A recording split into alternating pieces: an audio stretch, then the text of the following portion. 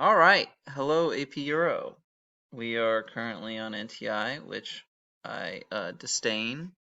Um, we are going to read some Nietzsche. Yes. Let's go. Look at that mustache.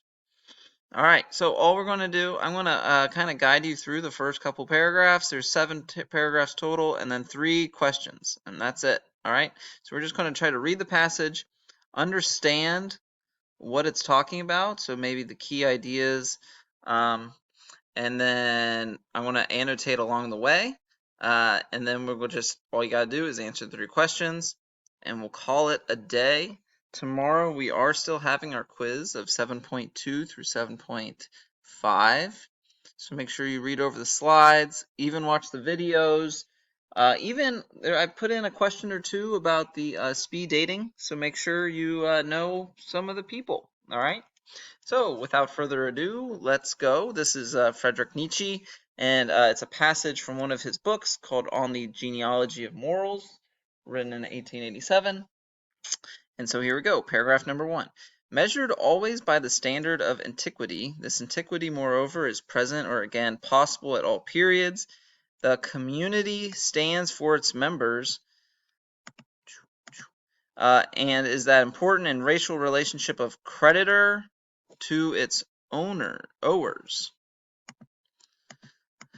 Man lives in a community. Man enjoys the advantages. Oh, what the advantages. Oh, such advantages. Who are the advantages for, you might ask? Occasionally underestimate them nowadays. Man lives protected, spared in peace and trust, secure from certain injuries and amenities to which the man outside the community, what's happening to him? Outside the community, the peaceless man is exposed. All right, what happens when this is not the case? The community, the defrauded creditor will get itself paid as well as it can. One can reckon on that. In this case, the question of the direct damage done by the offender is quite subsidiary. Quite apart from this is his criminal is above all a breaker of word and covenant to the whole, as regarded of the advantages and amenities of the communal life in which up to that time he had participated. The criminal is the ower. So we are figuring out who the creditor and the owers are. So the criminal is an ower who not only fails to repay the advances and advantages that have been given to him, they were given to him. You had the chance, but even sets out to attack his creditor. Consequently, he is the future not only as is fair, deprived of all these advantages and amenities, he is additionally reminded of the importance of those advantages. The wrath of the injured creditor of the community puts him back in the wild and outlawed status from which he has previously been protected. The community repudiates him. Punishment is a stage of civilization, simply the comic, the mimic of the normal treatment of the hated, disdained, and conquered enemy, who is not only deprived of every right and protection, but of every mercy. So we have the martial law and triumph, festival of the Vae Victis, and all of its mercilessness and cruelty. This shows why war itself, counting the sacrificial cult of war, has produced all the forms in which punishment has manifested itself in history.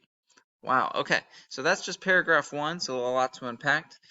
So, let's figure out some key ideas. In the very beginning, it says community stands for creditors and owers. So who's the creditor? And who's the ower?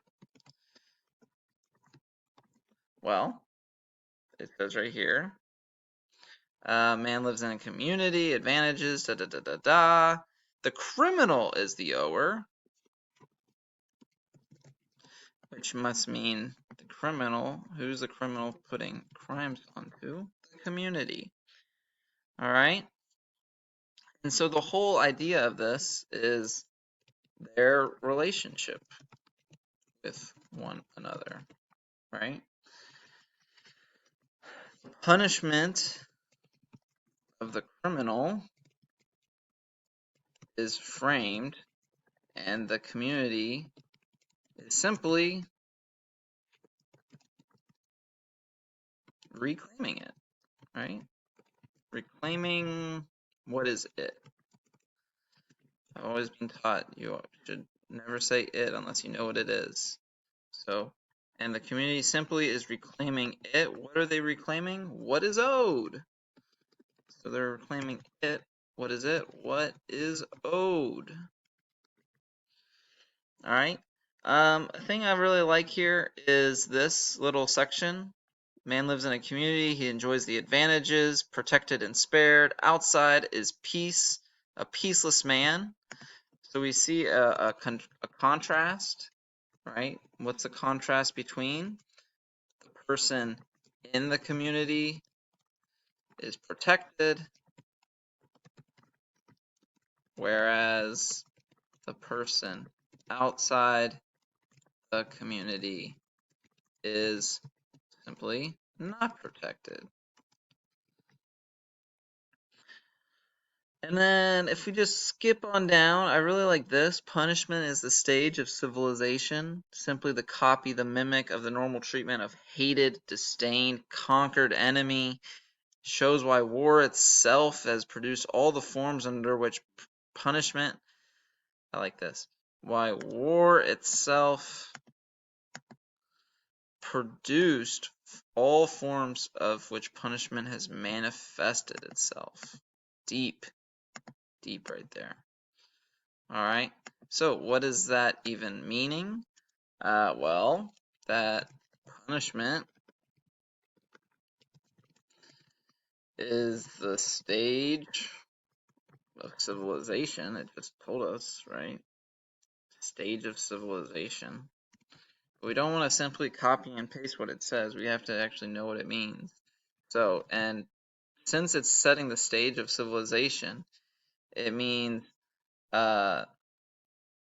we must, right? It says copy the normal treatment. So we are copying the treatment from wartime upon those who we hate during non-wartime. All right. So overall, what can we figure out from this one paragraph? Well, we know that we are drawing parallels. Nietzsche is drawing parallels, if I could spell parallels right, between social punishment and war, right? As seen right here. Okay. And he's essentially saying that punishment is coming from war rather than a justice system, right? You have to think Europe's having all these wars, and so people are kind of used to these crazy punishments. And he's saying, well, our society is having people who commit crimes, and instead of having a just system, right, he's saying we're using previous punishments that we've manifested from war. And so he's just kind of drawing parallels between the two. All right, let's do the second paragraph. All right, as a community grows more powerful, all right? So we were protected by our community, and now it's getting more powerful. It tends to view individual offenses as less serious, deeming them less revolutionary or threatening in its existence. Penal law, as it develops, increasingly seeks compromise with those directly affected, aiming to localize and contain disturbances. We find equivalents to settle matters and isolate offenders. So we're isolating offenders now from their acts. Oops. As a community's power and self-awareness rise, penal law becomes more lenient, and conversely, its weakening revives harsher penalties. A wealthy creditor becomes more humane, with their tolerance from injury reflecting their wealth, whereas society might reach strength and confidence that it indulges and lets wrongdoers go unpunished, saying, "What do my parasites matter? Let them live and flourish. I am strong enough." Justice, which began with everything must be paid off, ultimately ends in leniency, allowing escape for those who cannot repay. This destruction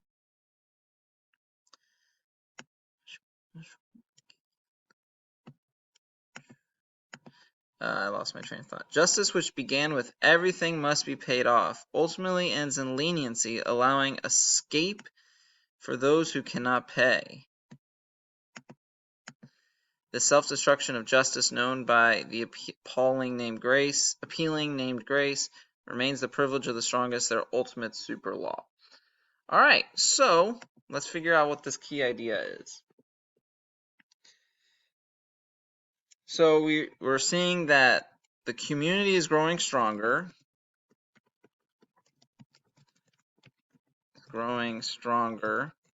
And they said it like a gajillion times, I feel like. Where is it? Less, and then what is, we have, as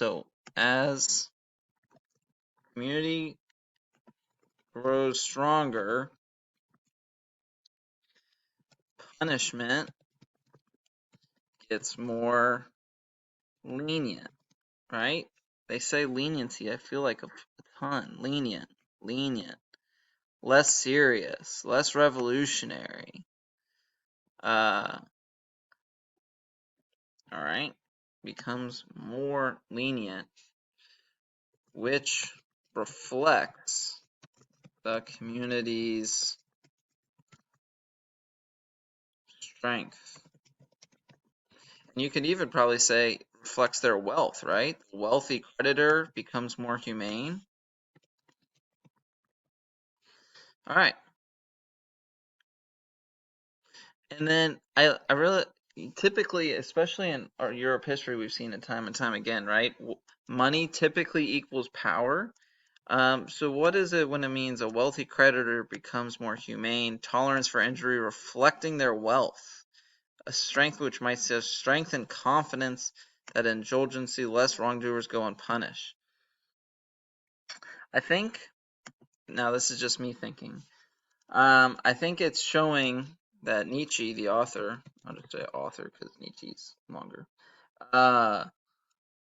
is showing how stronger you get, stronger and wealthy tend to increase their leniency.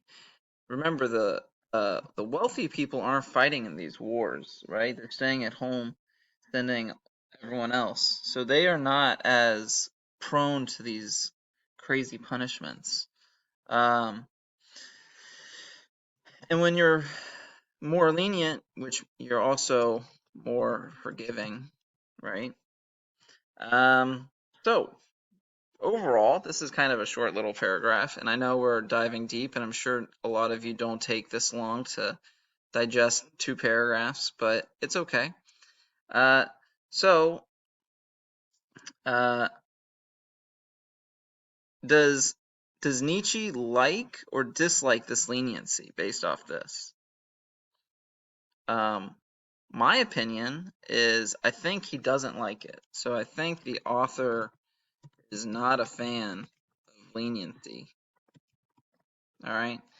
And why is that? Why would leniency and justice ends in leniency allowing escape for those who cannot pay? It's a self-destruction of justice.